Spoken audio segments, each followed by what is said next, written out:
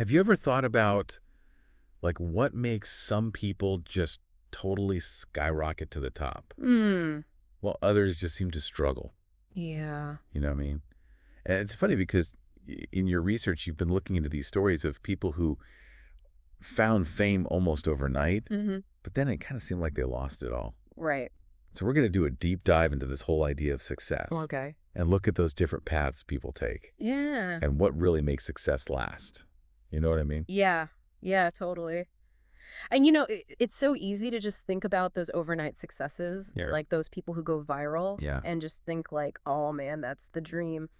But these stories that you've been researching and the work of Alumide Adalai, he's a tech and business coach, Okay. they kind of offer like a whole different perspective on this whole thing. Okay. Yeah. Adelaide breaks it down into 3 paths to the top. Right. Jumping, climbing the stairs, and taking the lift. Yeah. And all those accidental celebrities we've talked about. The bread seller who got that amazing photo shoot, Mm-hmm. the dancing boys who went viral, and the pure water merchant who caught that lucky break. Yeah.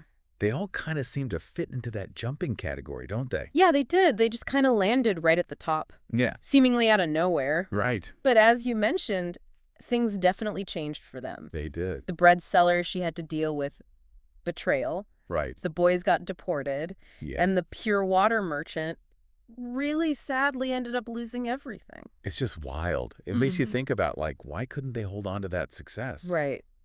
You know, Alai says that jumping is a lot like winning the lottery. Okay. And he points out that something like 90% of lottery winners Wow. are broke within 5 years. It's crazy. It is crazy. That is a fascinating phenomenon. It is. And it really all boils down to, like you were saying, a lack of foundation. Mm-hmm. When that success happens so fast overnight without any of that groundwork. The skills, the planning, the financial literacy, it can just be fleeting. Yeah. Imagine just having a ton of money suddenly. Right. It could vanish just as quickly if you don't know what to do with it. Totally.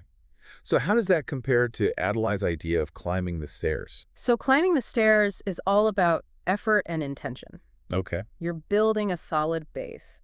Think about someone who's working their way up in a company, Right. mastering each level, Yeah. making connections, building their skills. It might Okay. take a lot longer, Yeah. but they're ready for each challenge as it comes because they earned their way there. Right. So it's less about luck and more about that consistent effort and growth. Exactly. And Adelaide really contrasts this with the jumping idea, Okay. saying that people who jump often feel like it's happening to them, Right. not because of them. Yeah. They don't have that sense of ownership Interesting. and control over what's going on. That makes sense.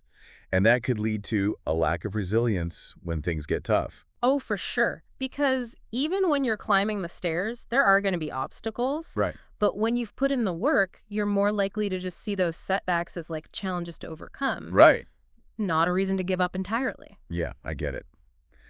So jumping is risky. Mm. Climbing the stairs is slow and steady. Mm-hmm. What about taking the lift? What is that all about? This is where things get really interesting. Yes. So Adalai talks about being lifted up by a higher power, Right. which for him is God. Okay.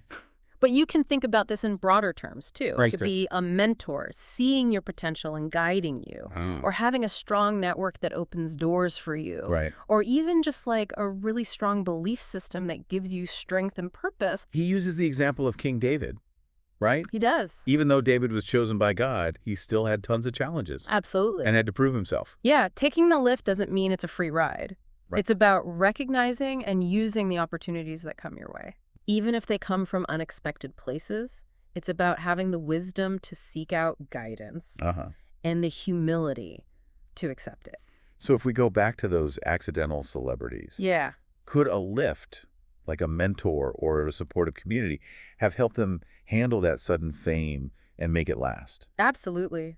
They were thrown into a world they didn't understand Right. without the tools to deal with the pressure and the temptations that came with being famous. Yeah. A mentor could have helped them make good decisions. Right. A strong network could have given them support. Hmm. And a solid belief system could have helped them stay grounded, Right. given them a sense of purpose beyond just that fleeting viral fame. So it's not just about getting to the top. Right. It's about what helps you stay there. Yeah. It's about being resilient, Yeah. having the right people around you, Uh-huh. and building a foundation that can handle anything. Exactly.